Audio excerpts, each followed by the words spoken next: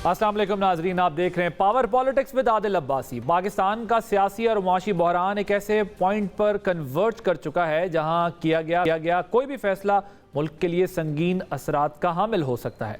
पाकिस्तान में आमतौर पर मुआशी फैसले सियासी ज़रूरतों के ज़ेर असर होते हैं, लेकिन अब अलग लग रहा है क्योंकि माशी ज़रूरतें किसी हद तक सियासी फैसलों पर असरअंदाज होती हुई दिखाई दे रही हैं। कल IMF के मिशन चीफ नितिन पोर्टर के गैर मामूली बयान एक सामने आया है जिसके मुताबिक IMF पाकिस्तान की सियासी सूरत हाल पर नज़र रखे हुए है। IMF की जानिब से इस उम्मीद का इजहार भी किया गया है कि आगे बढ़ने के लिए आइन और कानून के मुताबिक पुरअमन रास्ता तलाश किया जाएगा। याद रहे कि इस बयान से पहले वज़ीर आज़म और IMF चीफ के दरमियान टेलीफोनिक गुफ्तगू भी हुई थी जिसमें वज़ीर आज़म ने बजट से पहले प्रोग्राम बहाली की दरख्वास्त की थी। अब सवाल उठ रहा है कि मखसूस सियासी हालात में आलमी इदारा पाकिस्तान से क्या सियासी और मुआशी इक़दाम चाहता है। इस सूरत हाल की संगीनी का अंदाज़ा हुकूमती रद्द-ए-अमल से भी लगाया जा सकता है। वज़ीर बराए ख़ज़ाना आयशा गौस पाशा ने नितिन पोर्टर के बयान को अंदरूनी मामलात में मुदाखलत करार दे दिया है। नितिन पोर्टर को पॉलिटिकल डोमेस्टिक बातों में इंटरफेयर तो करना नहीं चाहिए कि मुझे तो लगता है ये एक्स्ट्राऑर्डिनरी है जो IMF कह रहे हैं। IMF उमूमन मैंने जितना IMF को स्टडी किया है और उनका इंगेजमेंट बाकी ममालिक से देखा है, इस तरह की चीज़ें IMF नहीं कहा करता है ऑर्डिनरीली।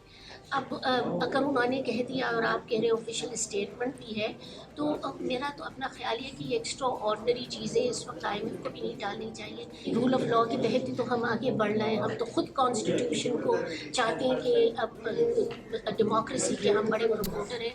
अब जबकि IMF प्रोग्राम की मुद्दत ख़त्म होने में 30 दिन रह गए हैं, ये खदशा जाहिर किया जा रहा है कि IMF प्रोग्राम मुकम्मल होने से पहले ही ख़त्म हो जाएगा क्योंकि तयशुदा $5.6 अरब में से अब तक सिर्फ $4 अरब मौसूल हुए हैं। अहम बात यह है कि अगले 10 दिन में बजट भी आना है और हुकूमत की ख्वाहिश है कि इलेक्शन को मद्देनज़र रख कर बजट बनाया जाए जिसमें तनख्वाहों में हैंडसम इजाफा और टारगेटेड सब्सिडीज़ को बढ़ाया जाए। इस मकसद के लिए ख्वाजा आसिफ की सरबराही में एक कमेटी भी काम कर रही है, लेकिन IMF की यकीन दहानी के बगैर ये कैसे मुमकिन होगा। देखना यह भी है कि IMF प्रोग्राम बहाल ना होने की सूरत में पाकिस्तान के पास क्या मुतबादिल ऑप्शंस हैं, क्योंकि आने वाले माली साल में पाकिस्तान ने $25 अरब की बैरूनी अदायगियाँ भी करनी हैं, जबकि पाकिस्तान के ज़र मुबादला के ज़खायर $4 अरब के लगभग हैं। इस सारी सूरत हाल पर बात करने के लिए प्रोग्राम के पहले साथ मौजूद हैं शहबाज राना साहब, सीनियर रिपोर्टर हैं, जर्नलिस्ट हैं और इकॉनमी के ऊपर जो है वो बहुत इनकी ग्रिप है। डॉक्टर खाकान नजीब साहब माहिर मुआशियात हैं, हमारे साथ मौजूद है। प्रोग्राम के दूसरे हिस्से में हमारे साथ पाकिस्तान मुस्लिम लीग नवाज़ के मरियम नवाज़ साहबा के और मियाँ साहब के तर्जुमान मोहम्मद ज़ुबैर साहब होंगे। ज़रा आप दोनों से मैं ये समझना चाहूँगा बिकॉज इंटरेस्टिंग डेवलपमेंट्स हुई है। मसला सिर्फ इकॉनमी तक नहीं रह गया, मसला सिर्फ ये भी नहीं रह गया कि आपने IMF का ये प्लान पूरा करना है, दूसरा प्रोग्राम शुरू करना है। IMF चीफ का जो मिशन चीफ का जो बयान है वो वजारत ख़जाना से ज़ाहिर है आपका शहबाज राना साहब बड़ा इंटरेक्शन भी रहता है। आपके ख्याल में ये कितना गैर मामूली है इस किस्म का बयान आना कि वो पॉलिटिकल सॉल्यूशंस की तरफ भी देख रहे हैं कि पहले कोई रिजॉल्व हो पॉलिटिकल तो फिर उसके बाद चीज़ें आगे बढ़े।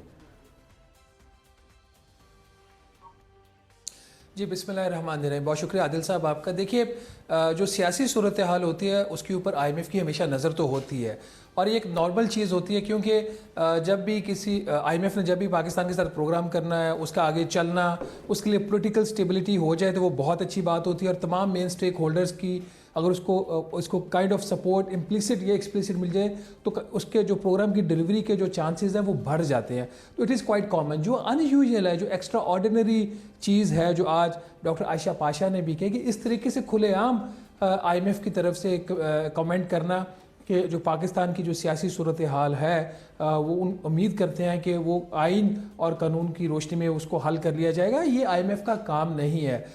ठीक है, हम जो भी हमारे अंदरूनी मसाइल हैं, हम मीडिया वाले हम इस पर इंडिपेंडेंटली क्रिटिसाइज़ भी करते हैं जहाँ पे हुकूमत को क्रिटिसाइज़ करना चाहिए, बट एक मॉनेटरी फ़ंड का एक इंटरनेशनल फाइनेंशियल इंस्टीट्यूशन का इस तरह ओपन कमेंट करना, अगर इस चीज़ का रास्ता खोल दिया गया तो ये आइंदा पाकिस्तान के लिए प्रॉब्लम्स क्रिएट कर सकता है। हुकूमत को अभी तक आज डॉक्टर आयशा की स्टेटमेंट तो आई है कि जी ये एक्स्ट्रा ऑर्डिनरी है और उनको हमारे जो सियासी मामलात हैं उस पर नहीं बोलना चाहिए। मेरे ख्याल हुकूमत को इससे एक स्टेप आगे जाना चाहिए और इस मामले को बाकायदा तौर पर वाशिंगटन में जो IMF का हेडक्वार्टर है वहाँ इसको रेज करना चाहिए। अगर आपने ये वाला रास्ता खोल दिया तो कल फिर वर्ल्ड बैंक, वो भी एक सिस्टर ऑर्गेनाइजेशन है IMF की, वो इस तरह के कमेंट्स करना शुरू कर देगा। IMF की तो रिपोर्ट्स कम आती हैं, प्रोग्राम के दौरान उनकी एक्टिविटीज़ ज़्यादा होती है, अदरवाइज IMF इतना एक्टिव नहीं होता compare to the IMF। World bank का वो तो उनकी कभी क्वार्टरली कोई रिपोर्ट आ रही है, कभी उनकी कोई रिपोर्ट आ रही है, उनके प्रोग्राम लोन्स आ रहे हैं। तो इतनी फ्रीडम हमें दूसरी ऑर्गेनाइजेशंस को नहीं देनी चाहिए कि वो हमारे डोमेस्टिक मामलात में, सियासी मामलात में वो चाहे जैसे भी हो वो कमेंट करें। शहबाज साहब, इसमें दो पॉइंट बड़े इंपॉर्टेंट है ना। जी, आपने बहुत अच्छा पॉइंट रेस किया कि ये हो सकता है नेक्स्ट टाइम पे फिर ये वर्ल्ड बैंक से भी कोई स्टेटमेंट आ जाए, या फिर और जो हम डिपेंडेंस है जहां पाकिस्तान की, ऑब्वियसली IMF प्लान लेने के बाद हमने फिर आगे जो लोन्स लेने हैं या जिस जगह से हमें अश्योरेंस दी जाती है वहां से भी अगर बयान आता है। लेकिन एक और बड़ी इंपॉर्टेंट बात है, देखिए पाकिस्तान में जो इकॉनमी को नहीं समझते वो ये उनके जहनों में एक तासुर है कि IMF जो है वो पाकिस्तान को डिक्टेट करता है, पाकिस्तान का बजट बनवाता है। अब वो पाकिस्तान को डिक्टेट क्यों कर रहा है या पाकिस्तान का बजट बनवाने में क्यों वो अपनी राय दे रहा है, वो जो इकॉनमी को समझते हैं उनको ये पता है कि बहुत सारे रीजंस हैं उसके। लेकिन जब वो पॉलिटिकल कमेंट्री भी अगर उनके मिशन चीफ करने लग जाएंगे तो फिर तो ये तासुर और मजबूत हो जाएगा कि जो एक आम बंदे के जहन में ख्याल है कि IMF पाकिस्तान को मकरूज करके और पाकिस्तान को जो है वो बिल्कुल अबेंडन करना चाहती है, वेस्टर्न वर्ल्ड पाकिस्तान को बिल्कुल डिपेंडेंट करना चाहता है, तो ये तासुर तो और जोर पकड़ेगा। ये बिल्कुल ठीक है आदिल साहब, आपने यही असल बात है कि जिसका जो काम है उसको वही करना चाहिए। अभी अगर मेरे सामने ये चॉइस मुझे दी जाए कि एक तरफ IMF जो पाकिस्तान को बजट बनाने का कह रहा है उस फ्रेमवर्क में बजट बनना चाहिए, या PDM के जो एक वो बजट बनाना चाह रही है एक सियासी किस्म का बजट, आप किसको सपोर्ट करेंगे? तो मैं कहूँगा कि IMF जो पाकिस्तान को रिकमेंड कर रहा है वो अच्छी बात है, हमें उसकी बेस के ऊपर बजट बनाना चाहिए, वो उनका काम है, उसमें वो एक्सपर्ट्स हैं। अब ये वाली जो चीज़ है आइनी मामलात में मुदाखलत करना, ये तो बिल्कुल भी आप इस चीज़ की इजाज़त नहीं दे सकते ना। ये तो कल फिर ये कहेंगे जी कि आप जो केयर टेकर गवर्नमेंट है उसके ऊपर वो कमेंट करना शुरू कर देंगे और बाकी चीज़ों के ऊपर कमेंट करना शुरू कर देंगे। इस तरह मुल्क नहीं चलते। ठीक, यानी वो अपने concerns Adil over a period ये चीज़ होती है। जी, गो एहेड कंप्लीट कर लें आप। ओवर अ पीरियड ऑफ ये चीज़ होती है, ओवरनाइट नहीं होती।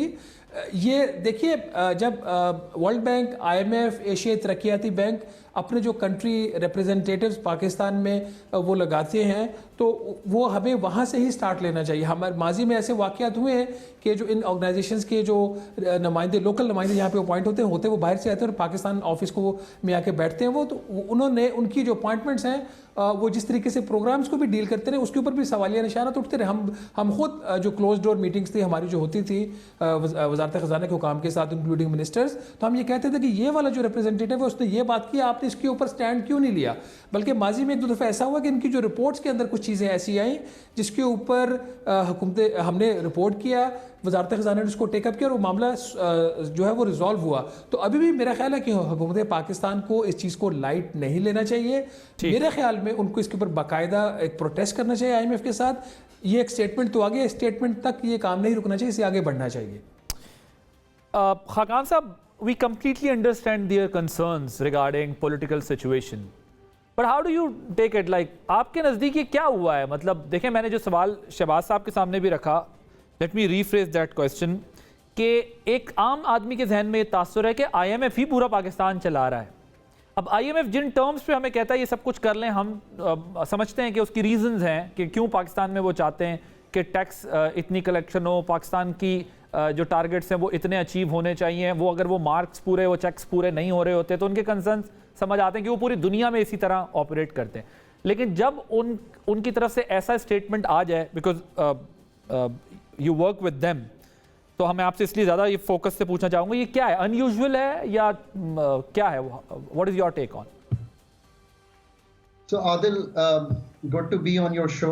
देखें, एक तो बात यह है कि जब आप कोई चीज़ निगोशिएट करते हैं ना किसी से, तो आपकी दो पोजीशंस होती हैं। एक आपकी स्ट्रेटेजिक पोजीशन होती है और एक आपकी टैक्टिकल पोजीशन होती है। इस वक्त जहां पे मुल्क खड़ा है, आपको अपनी टैक्टिकल पोजीशन को बहुत ध्यान से लेकर चलना चाहिए। मैं एक मिसाल देता हूं। आप आईएमएफ के साथ आगे बढ़ना शुरू हुए तो आपने एक क्रॉस सब्सिडी अनाउंस कर दी, जिसके खदोखाल आपने खुद ये कहा कि हम 6 हफ्ते में तय करेंगे।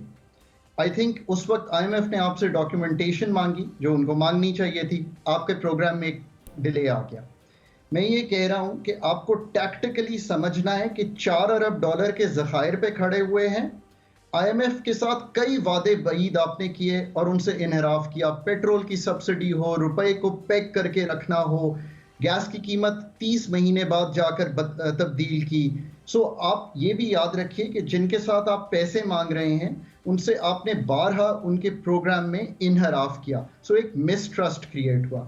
नहीं, लेकिन डॉक्टर खाकान साहब, इसमें एक प्रॉब्लम है ना। मैं I totally agree with you. मैंने इसको दोनों बड़ा इलेबोरेट करके इसलिए कहा कि दोनों अलग चीज़ें ना। एक आईएमएफ की बात सुनना, मानना, उनसे एंगेज करना, अप टू द मार्क ना होना, टारगेट्स पूरे ना करना और बात है। लेकिन आईएमएफ का इस हद तक जाकर बात करना कि पॉलिटिकल मैटर्स के रिजॉल्व की तरफ नज़र रखना, ये तो माजी में भी होता रहा है। हुकूमतों को मैसेजिंग की जाती होगी, मुझे नहीं पता, आप दोनों मुझसे बेहतर होंगे, लेकिन बताया जाता होगा कि भाई अगर आपके यहाँ पॉलिटिकल स्टेबिलिटी नहीं होगी तो आप किस तरह से ये अपने टारगेट्स पूरे करेंगे। लेकिन पब्लिकली स्टेटमेंट देना इज समथिंग एल्स। आप जो बात करें मैं उससे बिल्कुल इत्तेफाक करता हूँ, और जो खाकान साहब बात कर रहे हैं उससे मैं थोड़ा सा डिसएग्री करता हूँ। अच्छा, पाकिस्तान आज अगर इकोनॉमिकली कमज़ोर है तो इसका मतलब ये नहीं है कि हम हर किसी को कहें कि आके हमारी हर चीज़ के ऊपर कमेंट करना शुरू कर दे। अगर फिर यही बात है तो आपको पता है कि सागडार साहब ने जो एक सेनेट के फ्लोर के ऊपर एक स्टेटमेंट दी थी न्यूक्लियर प्रोग्राम वाली, वो हमारे सामने है। ऑल्दो बाद में उसकी उन्होंने एक मॉडिफाइड वर्जन भी दिया उस स्टेटमेंट का। तो क्या फिर कल हम पाकिस्तान के जो न्यूक्लियर असासी है उसको भी खोल दें? नहीं, हम नहीं खोल सकते।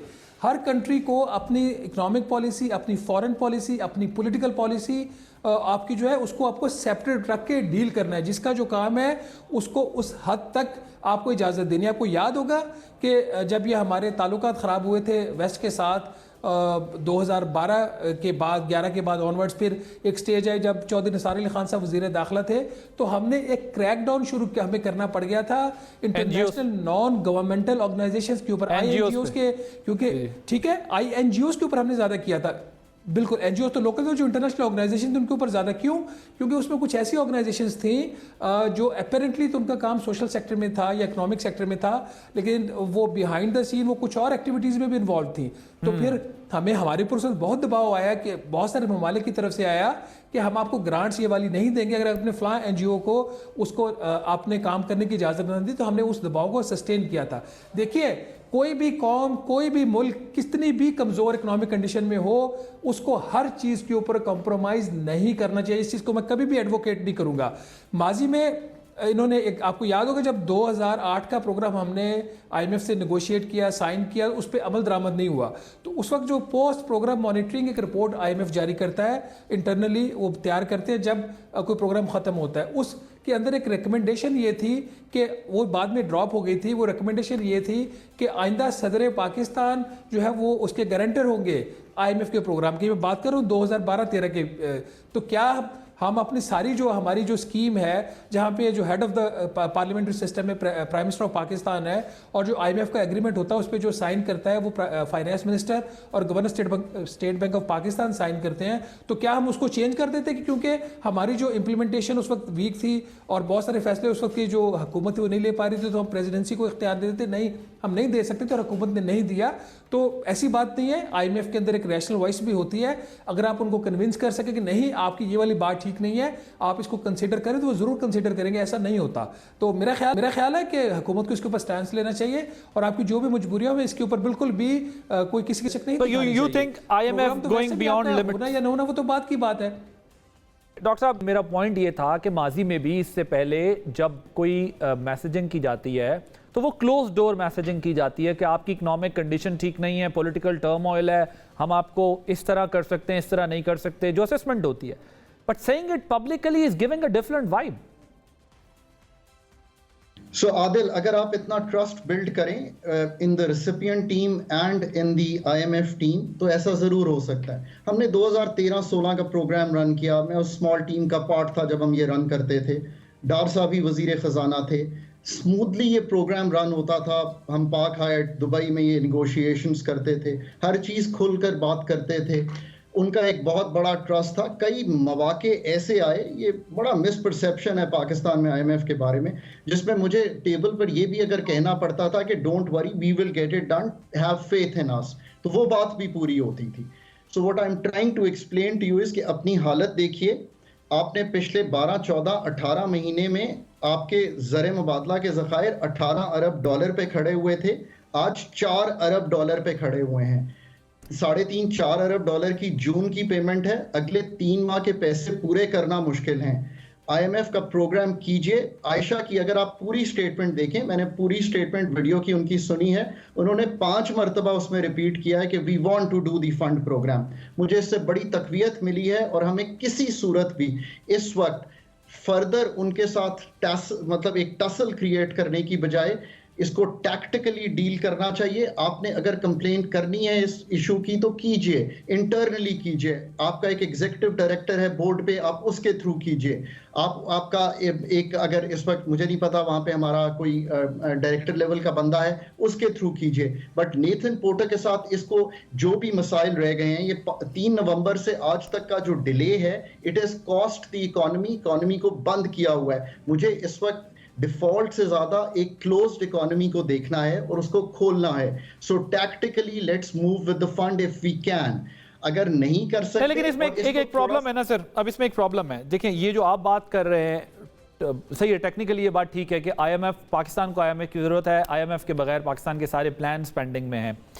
लेकिन इसमें एक प्रॉब्लम यह है कि अगर लॉ और कॉन्स्टिट्यूशन को डिटर्मिन कैसे करेगा आईएमएफ, हम किस तरह आईएमएफ को समझाएंगे कि भाई हम अब आइन और कानून पर अमल कर रहे हैं, लिहाजा आप हमारी हेल्प करें। एक पॉइंट ये है।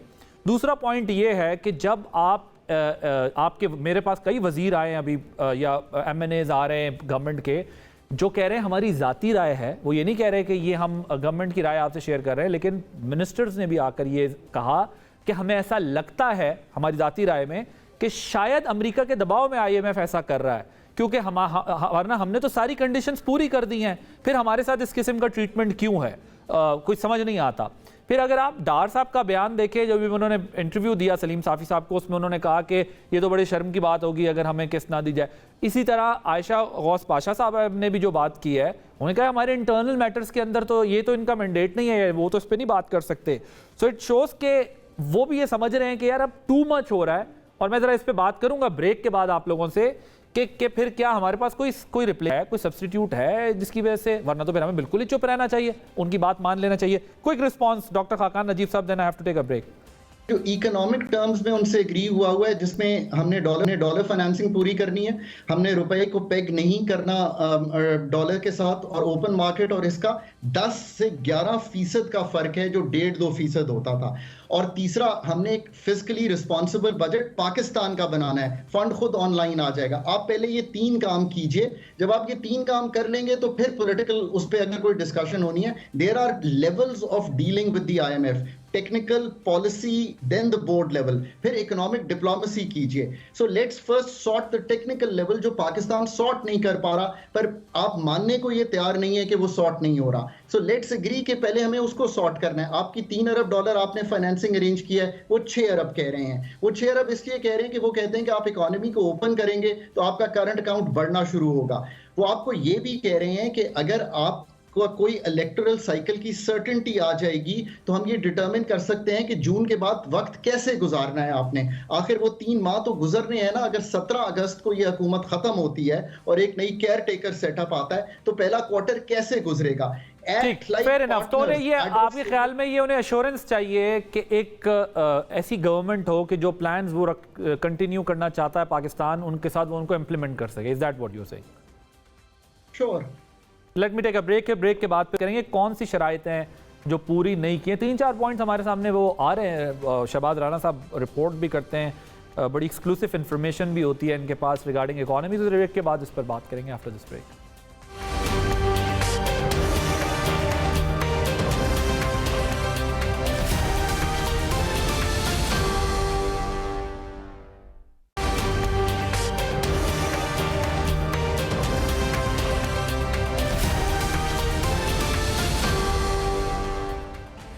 Welcome back. शहबाज राना साहब, ये बताइएगा कि आईएमएफ की जो 3 बुनियादी शराइत हैं, जिसमें बैरूनी फाइनेंसिंग, IMF फ्रेमवर्क के अंदर बजट बनाना और जो मार्केट बेस्ड एक्सचेंज रेट है ये हमारे सामने अभी तक आ रही हैं। अब ये इसके अलावा भी कुछ चीज़ें हैं और ये कितना पाकिस्तान के लिए भी प्रैक्टिकली पॉसिबल होगा इसको मीट करना। और दूसरा जो आने वाला बजट है जिसको जो 285 जो इंटरबैंक रेट है उसकी बेस के ऊपर बनाया जा रहा है, सो इस पर आपकी क्या राय है, क्या होने जा रहा है? देखिए, अब तो नेथन पोर्टर का जो स्टेटमेंट उनकी आई है उसमें उन्होंने बिल्कुल क्लैरिफाई कर दिया कि पाकिस्तान को किन शराइत पर अमल करना है, और वो वही 3 बातें जो आपने बताई हैं कि नया बजट IMF के फ्रेमवर्क के मुताबिक, और मेरा ख्याल ये उनकी एक ठीक बात है, क्योंकि कंसर्न ये है कि हुकूमत ऐसा बजट देने की कोशिश कर रही है जिससे महंगाई में भी इजाफा होगा, आपके बजट के खसारे में भी इजाफा होगा, गैर मुल्की और डोमेस्टिक जो लोन्स हैं उसमें भी इजाफा होगा, वो कोई इकोनॉमिक स्टेबिलिटी की बात नहीं करेगा। तो इसलिए IMF चाह रहा है कि वो जो बजट है वो ऐसे फ्रेमवर्क के हो जो फिस्कली डिसिप्लिन हो, मतलब आपको कम से कम कर्जा लेना पड़े पॉसिबली जहाँ तक पॉसिबल हो। अगर अपने तनख्वाहों में भी इजाफा करना है तो इतना इजाफा ना हो कि बिल्कुल ही एक महंगाई आपको एक इजाफी बोझ आपके ऊपर पड़ जाए। अभी तक जो हुकूमत ने बजट तैयार किया है वो IMF के फ्रेमवर्क के मुताबिक नहीं है। कुछ 14,600 अरब रुपए के अगले माली साल की बजट की बात हो रही है, जिसमें ऑल दो 51% तो सिर्फ कर्जों के ऊपर सूद की अदायगी में जाएगा, बट स्टिल ये कोई 52% आपका जो बजट प्रपोज्ड है इस साल का, जो ओरिजिनली अप्रूव्ड बजट था नेशनल असेंबली से, उससे ज़्यादा है, जो कि एक बहुत बड़ा एक नंबर है। अब जो दूसरा इसके अंदर क्रिटिकल एस्पेक्ट आ जाता है वो आपका एक्सचेंज रेट पॉलिसी का आ जाता है। आपको याद है कि जब IMF पाकिस्तान अपना मिशन नहीं भेज रहा था और उस वक्त फिर प्राइम मिनिस्टर ने इंटरवीन किया और उन्होंने कॉल किया MD को, रिक्वेस्ट किया कि आप मिशन भेजें, तो उस वक्त उन्होंने एक शर्त लगाई थी कि आपकी जो एक्सचेंज रेट मैनेजमेंट है वो ठीक नहीं है, आप रुपए की कदर को मार्केट के ऊपर छोड़ें। तो फिर आपने देखा, अगर if I am not wrong, कोई शायद 230 रुपये के करीब हमारा रुपया था, वो एकदम शूट करके 255 पे चला गया, फिर वो 255 से 265-60 पे चला गया, फिर थोड़ा सा रिकवर हुआ, फिर अब 285 के ऊपर है। तो उस वक्त हमें ये करना पड़ा था। अभी भी आप देखें ओपन मार्केट में जो रेट है वो 315 रुपये का $1 आपको मिलता है, इंटरबैंक में ये कोई आपको 285-286 रुपये का $1 मिलता है। तो ये जो गैप है, IMF का ये ख्याल है कि ये हुकूमत पाकिस्तान या स्टेट बैंक ऑफ पाकिस्तान इसको मैनेज कर रहा है, इसको इस लेवल पे रखने की। अगर उनके ख्याल में अगर इसको छोड़ दिया जाए तो रुपया जो है वो ऊपर चला जाएगा 300, तो ये एक बड़ा क्रिटिकल। तो फिर जो खाकान नजीब साहब इशारा कर रहे हैं वो ये लोन है, आपको पता है $3 बिलियन।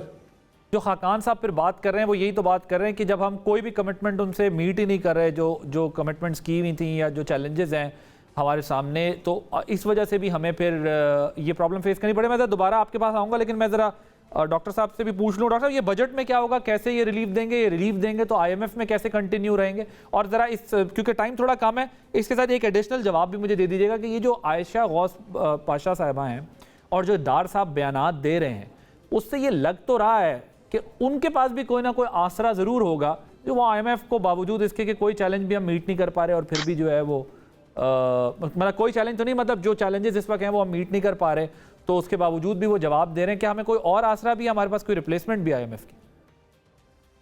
सो वेरी क्विकली के आसरा देख लेते हैं। क्या देखिए, ये $4 अरब मैं कहता हूं आपको अगर जून में चाहिए तो इसमें से $2.3 अरब तो चाइना के हैं। सो चाइना का एक रोल ओवर हो जाएगा, कुछ प्रोफाइलिंग हो जाएगी, कुछ रीफाइनेंसिंग हो जाएगी, बट अगर आप वो कर भी लेंगे तो without the IMF I think reserve solve कर जाएंगे। सो आसरा यही है कि किसी तरह चाइना, सऊदी अरेबिया, UAE और बाकी कोई मल्टीलैटरल से अगर थोड़े भी पैसे मिल जाते हैं, थोड़ी भी कोई कमिटमेंट हो जाती है और इंपोर्ट्स को उसी तरह कदगन लगाकर कम से कम रखें, तो आप में अगर ये इलेक्टोरल साइकिल जिसमें हम हैं वो अगर अगस्त 15 या 16 को ख़त्म होता है तो तब तक का वक्त गुजर जाए। आई डोंट थिंक कि कोई भी ये समझता है, इंक्लूडिंग ये दोनों बाशऊर लोग हैं, मैं दोनों के साथ चूंकि काम करता रहा हूँ एंड आई नो देम, कि वो भी समझते हैं कि IMF के अलावा कोई भी चारा नहीं है पाकिस्तान के पास। अगर आप 9th रिव्यू कर लेंगे ना आदिल, मैं कहता हूं 10th 11th रिव्यू को छोड़ दें थोड़ी देर के लिए, आप 9th रिव्यू कर लेंगे, एक कंफर्ट क्रिएट हो जाएगा, कुछ पैसे आ जाएंगे, वो जो इलेक्टोरल साइकिल का टाइम पीरियड है, इंटरिम गवर्नमेंट का आना है,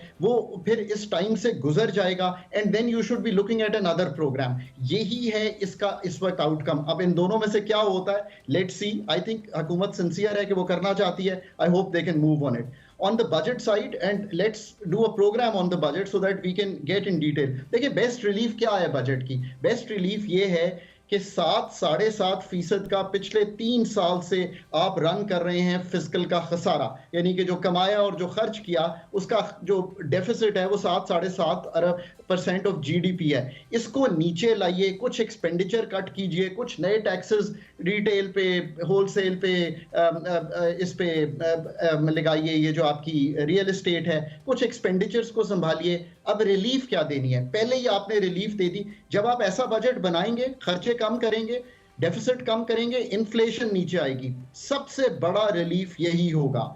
नंबर 2 लेकिन मसला ये ना सर, ये तो अब सिर्फ बजट तो नहीं है, अब तो ये इलेक्शन ईयर है या इलेक्शन है आगे, ये गवर्नमेंट कैसे ये सारी चीज़ वो तो जाहिर है हमारे यहाँ होती नहीं है। ये जो बातें आप कर रहे हैं ना, टैक्स नेट बढ़ाने के लिए बहुत ज़्यादा आगे जाया जाता है, ना जो है वो ऐसे डिसीजंस किए जाते हैं कि जिससे आप अपने एक्सपेंडिचर्स कम करें। जहाज़ी काबीना बनी हुई है, किधर किसने एक्सपेंडिचर्स कम करने, ये सारी चीज़ें हमें ख्वाब भी लगती हैं।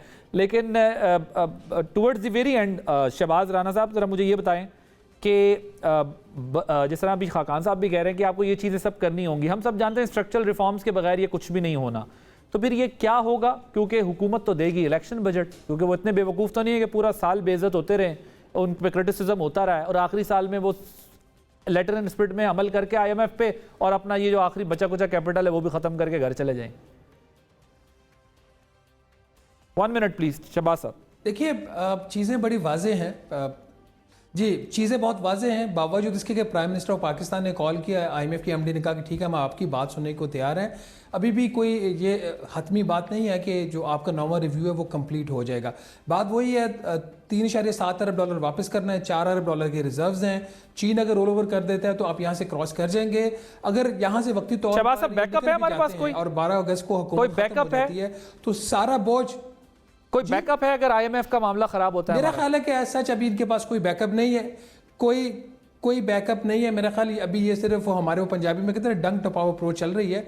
ये सारा मलबा लग ऐसे रहा कि अगर नौवां रिव्यू कंप्लीट ना हुआ तो केयर टेकर सेटअप के ऊपर जाके पड़ेगा। ठीक है, दिहाड़ गुजार रहे हैं। Thank you so much Shahbaz Rana साहब, डॉक्टर खाकान नजीब साहब। एक ब्रेक लेंगे, ब्रेक के बाद जब वापस आएंगे तो हमारे साथ मोहम्मद ज़ुबैर साहब मौजूद होंगे। हुकूमत मुस्लिम लीग नवाज़ क्या सोच रही है मौजूदा हालात के बारे में, ज़रा इस पर बात होगी आफ्टर दिस ब्रेक।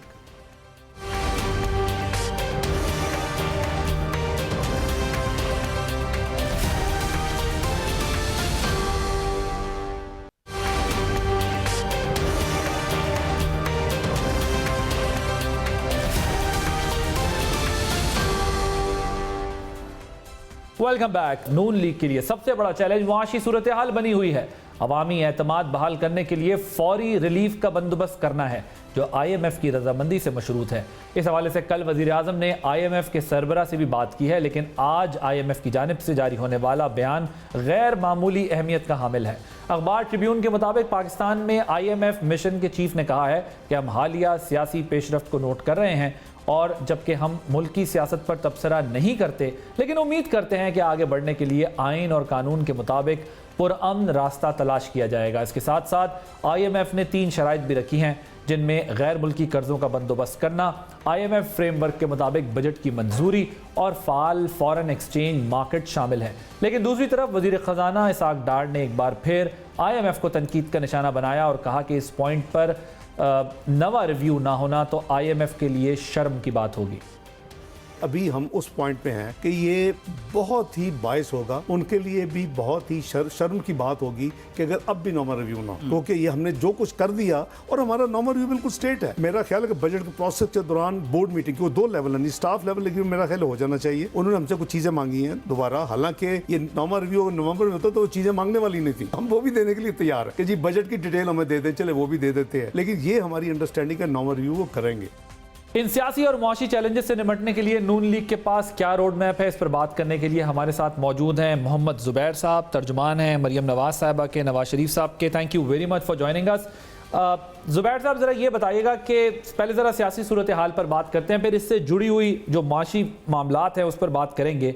ये जो इलेक्टेबल्स की एक चॉइस है, ये तो बड़ी जमात होती है, लेकिन हम ये देख रहे हैं कि PMLN में जाने के बजाय ये लोग वहाँ जा रहे हैं, तो आप लोग देख रहे हैं इसका क्या वजह है कि इलेक्टेबल्स का एतमाद नून लीग पे नहीं है और इन ग्रुप्स की तरफ या इन पार्टीज की तरफ वो जा रहे हैं? नहीं, मेरा ख्याल है मैं इस पर्सपेक्टिव को सही आपको बता दूं कि आप भी एग्री करेंगे कि पंजाब में नून लीग बहुत ज़्यादा स्ट्रॉन्ग है और हमेशा से रही है, और हमारे पास हर कॉन्स्टिट्यूंसी में ये तो नहीं है कि हमारे पास कैंडिडेट्स नहीं हैं। जाहिर सी बात है, अगर कोई आएगा तो वो टिकट भी मांगता है कि जी टिकट देंगे आप मुझे या नहीं देंगे। आप लाहौर ले लें, मुल्तान ले लें, फैसलाबाद ले लें, गुजरांवाला ले लें, हर जगह हमारे पास अल्लाह का शुक्र है बहुत स्ट्रॉन्ग कैंडिडेट्स हैं। तो इस वक्त तो हमारी तो उस तरह से ज़रूरत है। ज़रा ये मुझे बताएं कि क्या नून लीग फोर्सी कर रही है कि मियाँ साहब अपनी दरख्वास्त देने के बाद प्लस हो जाएंगे इस सिस्टम के अंदर? मियाँ साहब का प्लस होना जो है वो एक लीगली, मॉरली और पॉलिटिकली मेरा ख्याल है पाकिस्तान के लिए उनका बाहर होना एक धब्बा था, उनको बाहर रखना पॉलिटिकल प्रोसेस से। और मैं याद दहानी करा दूं आपके तमाम नाजरीन के लिए, 2002 में वो एग्जाइल में थे तो वो जाहिर सी बात है वो लड़ नहीं सकते थे, he was forced out of the country. 2008 में जब वो वापस आए थे तो वो केसेस उनके पेंडिंग थे और वो इलेक्शन नहीं लड़ सकते थे, एलिजिबल नहीं थे। 2018 में आपको पता है कि वो जेल में थे और उनको लड़ने की आज़ादी नहीं थी, उस वक्त डिस्क्वालिफिकेशन उनकी हो चुकी थी। सो सिवाय 2013 के अभी तक उनको इलेक्शन में ही नहीं हिस्सा लेने की इजाज़त था। पूरा ये चौथा या पांचवा 23 साल गुजर चुके। तो मेरा ख्याल है कि ऐसा तो उन्होंने कोई जुर्म नहीं किया कि जी उनको बाहर रखा जाए। और वो डिस्क्वालिफिकेशन मेरा ख्याल है उस पर बहुत ज़्यादा बात हो चुकी है कि उसके कोई बैकग्राउंड था ही नहीं, उसके कोई मानी थे ही नहीं, ज़बरदस्ती उनको उठा के डिस्क्वालीफाई कर दिया गया था, वो भी लाइफ टाइम के लिए डिस्क्वालीफाई। तो वो तो एक सही होना है, और उससे कतई नज़र है कि इलेक्शन में क्या रिजल्ट्स आते हैं और क्या उनकी वजह से असर होता है, और जाहिर है पॉजिटिव असर होगा उनकी वजह से PMLN के लिए, लेकिन उसकी दुरुस्तगी तो बिल्कुल लाजमी जुज़ है पाकिस्तान की पॉलिटिक्स के लिए। वो एक काला धब्बा है, उसको ठीक होना है। मुझे ये बताइए कि IMF के साथ मुआहिदा नहीं हो पा रहा, स्टाफ लेवल एग्रीमेंट जो है वो नहीं हो पा रहा, शर्त जो किस्त आनी थी वो नहीं आ रही, और अब जो स्टेटमेंट आ रहा है उससे तो ये पता चलता है कि IMF ने पूरी नज़र ये भी रखी हुई है कि नॉट ओनली दिस कि वो अपना इम्प्लीमेंट करवाएं जो उनका प्लान है बजट के अंदर, बल्कि साथ में वो ये भी देख रहे हैं कि जो पॉलिटिकल सिचुएशन है वो पाकिस्तान से एक्सपेक्ट कर रहे हैं कि उसको लॉ और कॉन्स्टिट्यूशन के अकॉर्डिंगली डील करेंगे। और क्या IMF का इस हद तक चले जाना ये इशारा दे रहा है कि वो भी यही बात कर रहे हैं कि आप अपने सियासी मुखालिफ से जो है वो आइन और कानून के तहत निपटें, और मुज़ाकरात की तरफ जो है वो इशारा है? देखिए, IMF के साथ आपको पता है बहुत अरसे से नेगोशिएशंस हो रहे हैं 9th रिव्यू के हवाले से, और जनवरी के एंड में IMF की टीम पाकिस्तान आई थी और फरवरी 9 को यहाँ से सारा कुछ रिव्यू करके वापस चली गई थी। हमारा और सबका ख्याल ये था, जैसे तजर्बा है पुराना, कि स्टाफ लेवल एग्रीमेंट होता है सबसे पहले, तो वो चंद दिनों में फरवरी 9 के बाद हो जाएगा या चंद हफ्तों में हो जाएगा। लेकिन अनफॉर्चुनेटली एक रीज़न या दूसरी रीज़न की वजह से IMF मुतमईन नहीं रहा कि जी पाकिस्तान ने वो तमाम शराइत पूरी कर दी हैं जो हम समझते हैं कि हमने कर दी हैं, काफ़ी अरसे पहले कर दी थी। अब जाहिर सी बात है, आप भी एग्री करेंगे, जैसे जैसे वक्त आगे बढ़ेगा तो नई चीज़ें आ जाएंगी। जैसे बजट का आपने जिक्र किया, अब इस वक्त अगर हम IMF से बात करते हैं तो वो कहते हैं जी बजट क्या है। अब फरवरी में या मार्च में तो बजट बहुत दूर था और उस वक्त कोई वक्त भी नहीं था कि बजट का जिक्र किया जाए। तो जैसे जैसे वक्त गुजरता जा रहा है, हम समझते हैं कि वो अपने, जिसको हम कहते हैं ना गोल पोस्ट, वो गोल पोस्ट अपना चेंज करते जा रहे हैं। और IMF हमारे तजर्बे के हवाले से, और पाकिस्तान का बहुत तजर्बा है, 23वां प्रोग्राम है ये, तो कभी भी IMF इतनी सख्त शराइत नहीं रखी IMF ने जितनी अब हैं। उसकी पॉलिटिकल रीजंस हैं, जियो पॉलिटिक्स है, इकोनॉमिक रीजंस है, जाहिर है IMF का। खुर्रम दस्तगीर साहब साबिक वज़ीर ख़ारजा भी रहे हैं मुस्लिम लीग नवाज की तरफ से, वो कह चुके हैं कि मेरी ज़ाती राय है, मुझे लगता है कि अमेरिका का इसमें दबाव जो है वो है। उन्होंने कहा कि अमेरिका या वेस्ट का इस पे जो है वो इन्फ्लुएंस दिख रहा है IMF पे, वरना कोई रीज़न नहीं है जो कंडीशंस हमने पूरी की हैं IMF हमें ना दे। आपकी क्या राय है? क्या आपको भी लगता है कि अमेरिका के साथ ताल्लुकात बेहतर ना होने की वजह से ये हो रहा है? मैंने उसका जिक्र भी किया एक तरह से जियो पॉलिटिक्स के जी, इसमें मैं कर लेना, जियो पॉलिटिक्स तो बहुत वास्ट सब्जेक्ट है। जी, जियोपॉलिटिक्स जाहिर सी बात है, आपको पता है कि आज की बात ये है, काफ़ी अरसे की बात है कि दो इस वक्त सुपर पावर्स हैं, एक अमेरिका है, एक चाइना है। चाइना अपनी जाहिर सी बात है कोशिश कर रहा है कि वो उसकी प्रेजेंस हो इंक्लूडिंग पाकिस्तान में, और अमेरिका उस किस्म का रोल ना should not be the only super power. तो उस हवाले से जाहिर सी बात है पाकिस्तान की फॉरेन पॉलिसी का महवर बड़ा क्लियर है। पाकिस्तान चाइना के साथ बहुत करीब उसके रवाबित हैं, आज के नहीं है, पिछले 60 साल के, but not at the expense of European union और अमेरिका। हम चाहते हैं कि जी चाइना के साथ हमारी जो क्लोज रिलेशनशिप है उसको अमेरिका समझे, क्योंकि पाकिस्तान चाइना का नेबर है, और चाइना पाकिस्तान में इन्वेस्टमेंट के तौर पर और दूसरे तरक्याती प्रोजेक्ट्स के तौर पर CPEC का जो इजरा था वो इसी का एक सिलसिला था।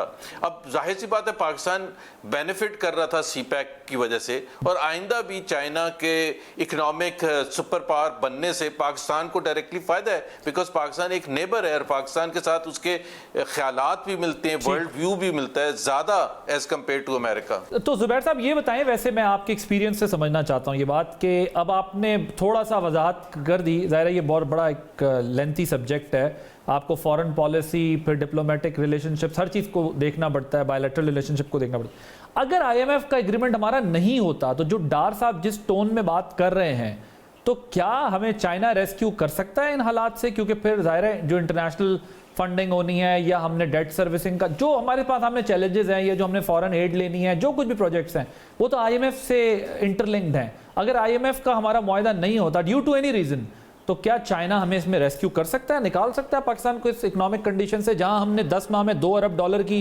गंदम मंगवाई है और उसके बावजूद हम फूड इन्फ्लेशन अपनी कम नहीं कर सके, उसका इम्पैक्ट नहीं आ सका उस पर?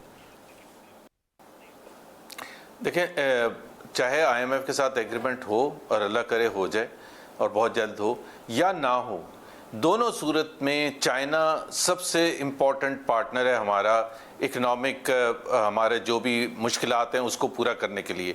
अभी भी जो चाइना IMF के साथ जो हमारा बातचीत चल रही है, जो IMF ने हमें ये कहा कि जी आप वो जो आपके दोस्त ममालिक हैं उनसे कमिटमेंट लेके आएँ कि हम तो एक हद तक आपको पैसा देंगे। जाहिर है उन्होंने तकरीबन $2.7 बिलियन जो बकिया है इस IMF प्रोग्राम का, वो उससे ज़्यादा तो नहीं उन्होंने देने हैं until unless we renegotiate future में जाके।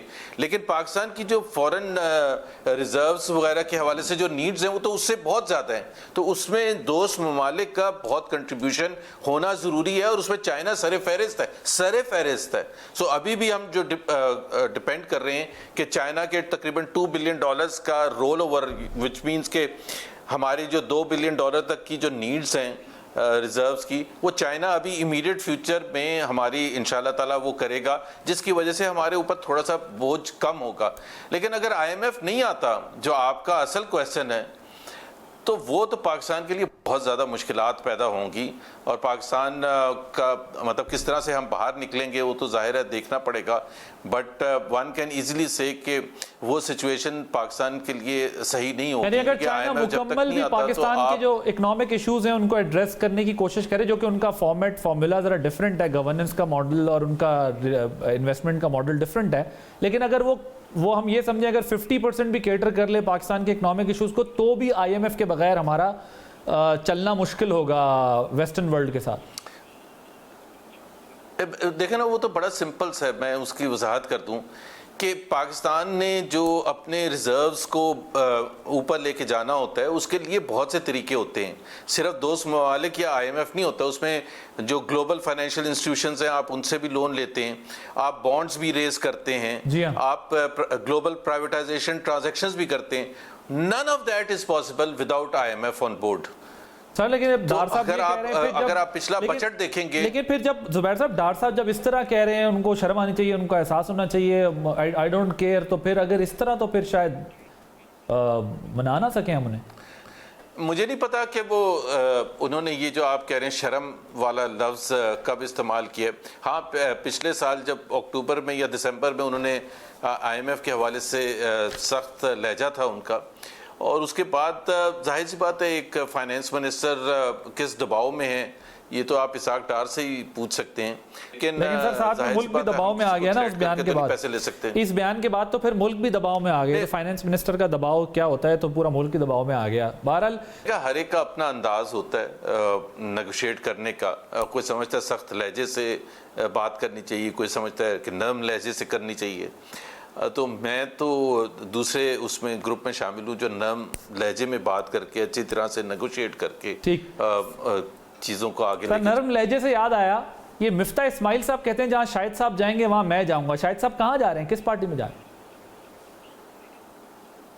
तो ये तो मिफ्ता साहब से पूछे ना कि शाहिद साहब कहाँ जा रहे हैं, और मिफ्ता उनके पीछे हैं, तो जाहिर सी बात है उनको इशारा, तो जब वो इतने क्लोज हैं कि वो कह रहे हैं कि वो आंखें बंद करके चाहे वो लेफ्ट पर जाएं या स्ट्रेट जाएं या राइट पर जाएं या यहीं रुके रहें, तो अगर तो वो इतने क्लोज है तो उनको पता होगा कि उन्होंने रास्ता कौन से किधर टर्न लेना है। तो अगर शाहिद साहब पार्टी में PMLN में रह गए तो मिफ्ता साहब भी PMLN में आ जाएंगे। आई थिंक उनके स्टेटमेंट से तो ये ऐसे ही है ना कि वो जहां भी जाएंगे, तो अगर नहीं जाएंगे तो यहीं रहेंगे। Thank you so much. Mohammad Zubair साहब हमारे साथ मौजूद थे, आपने गुफ्तगू सुनी। नाजरीन, आदिल अब्बासी को इजाज़त दीजिए, अल्लाह हाफिज़।